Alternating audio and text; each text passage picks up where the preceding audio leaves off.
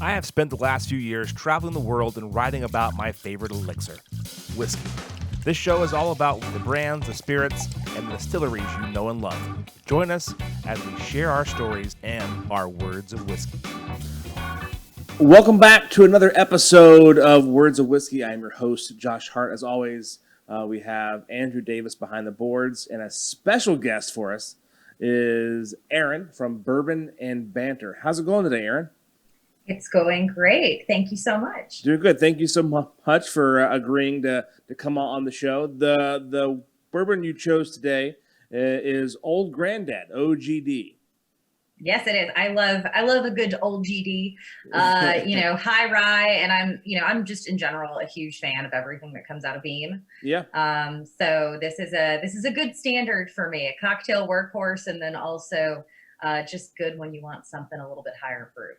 Yeah, well, that's a good thing because I like a lot of my bourbon, especially when it's summertime. I like putting them on the rocks, and with the higher proof, it's really easy to do that and not lose any of that still aggressive bourbon flavoring. So those are the kind of things I like to do with the higher proof, or even like the barrel strength expressions. But yeah, no, Old Granddad is one I hadn't tried in a while, so I was happy to see that pop up on the list and go, you know what? It's time for me to go find a bottle of that, dust it off, and get back into it again. So I appreciate that. Other than it being great for cocktails, what do you love the most? Because things that I like about the Words of Whiskey podcast is going through and talking about like your stories or like memories that I have with expressions. Do you have any certain stories or expressions that you would attach to Old Granddad? I wish I did. I don't. I'm actually from Lawrenceburg, so a lot of those Lawrenceburg, Kentucky, not Indiana. So a lot of those kind of stories, if you will, come from Four Roses. But for this particular whiskey, I feel like it's one that doesn't necessarily get talked about very much. And it is a little bit of a sleeper. I'm hoping that this doesn't end up like a McKenna, where shelves are getting cleared and prices go up on secondary. But I think that Beam has a pretty good handle on the supply chain of this. So. I will say one time I was in Lexington at Justin's House of Bourbon, just kind of perusing and chatting with folks. And someone walked over to the shelf and was like, oh, I need a good bourbon for cocktails. And they picked up a Willet pot still. And I was like, that's a pretty bottle, but put that down. That's not going to be good for cocktails. It's a very pretty bottle. Love Willet, but that one is just not very good. And again, it's a pretty bottle. It's a lovely display piece. But as far as they wanted to do cocktails, old fashions, Manhattans and that. And so I grabbed this for them and I said, listen, if you really want something that's going to do great in cocktails, this is your guy. I teach a lot of cocktail classes. I'm the head mixologist for CourseHorse.com as well. So I do a lot of virtual cocktail classes. And so I teach a lot of whiskey cocktails. And I always tell folks, look for a whiskey that's going to be between 90 and 100 proof, because you still want that nice, that burn, that alcohol of the whiskey to still shine through, even if you're doing something like a smash or a whiskey sour that has a lot of things that can really dial down and hide some of that whiskey flavor. And so I know this one is above that 100 threshold, but a lot of times folks, when they're getting into cocktails, they can't necessarily, I don't want to say handle it, but they're not really looking for that heavy alcohol that maybe I do at a bourbon. So the OGD 114 is just, it's one that I like to recommend to folks for cocktails, especially if they want something over 100 proof. Yeah, and Erin, that's something that I hear people talk about, especially a few years back. But they would go, "Oh man, this cocktail's so great, you can barely taste the alcohol."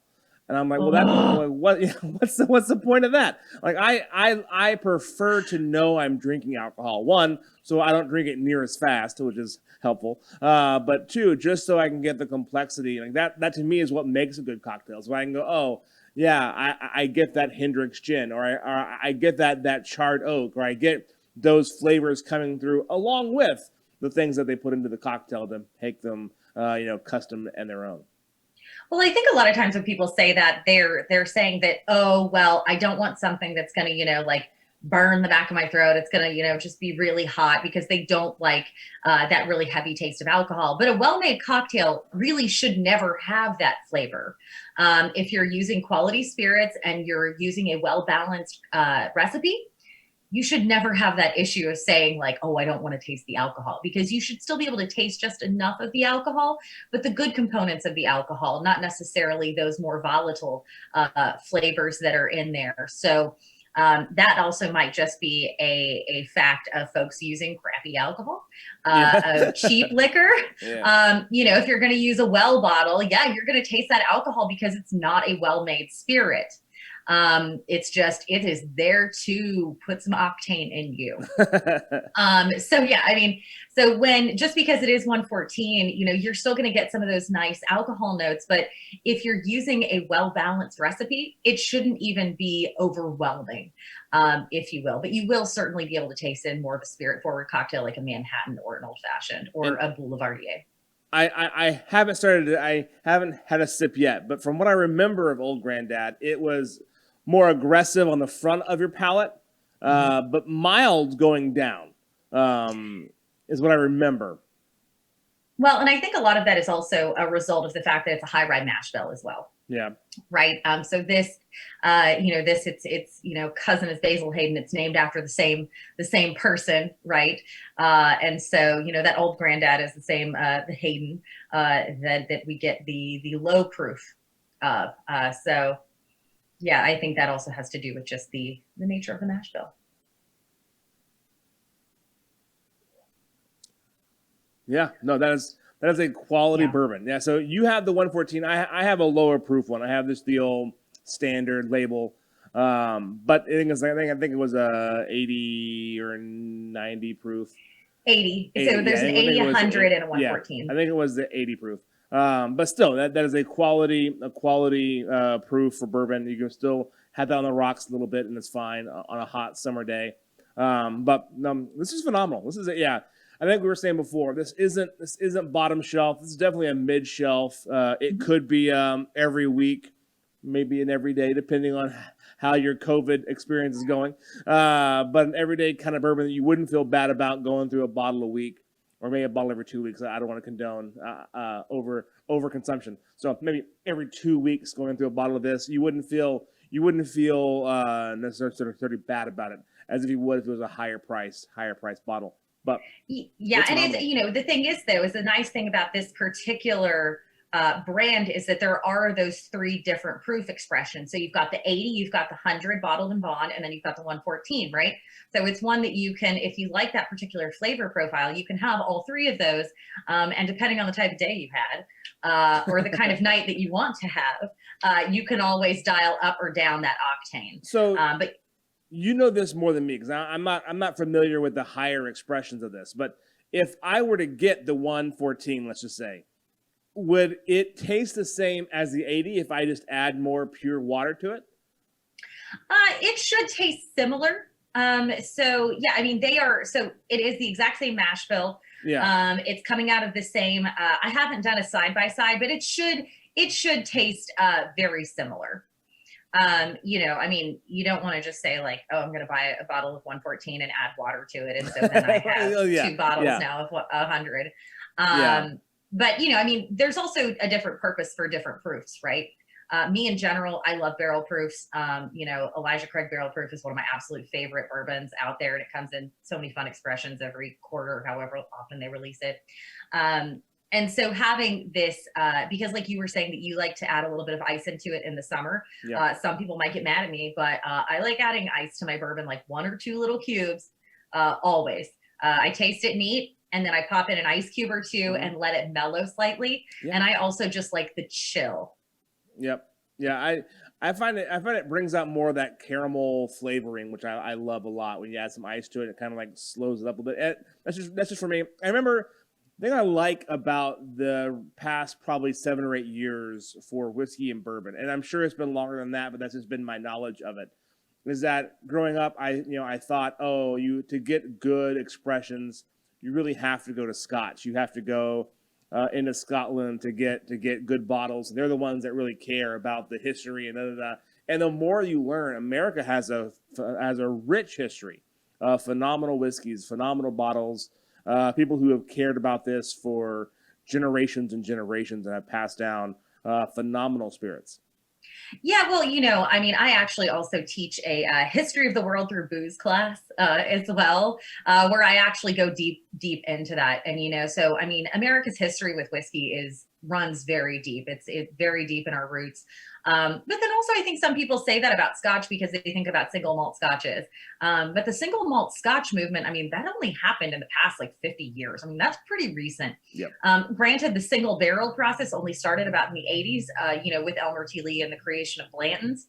But whiskey is a very important part of Americana and our history, and it's so intrinsically linked to, the way that we do things today. Even so, for example, the entire evolution of political parties in this country actually started with the Whiskey Rebellion in the late 1790s, and it was because folks didn't want to have to pay taxes on the whiskey that they were producing using American-made grains, right? And so, long story short. Washington wrote his troops in. Everybody had already gone home by that time. But what politicians were telling them was like, hey, listen, we understand you're saying that you think that you're being taxed without representation, and you literally just fought a war over this.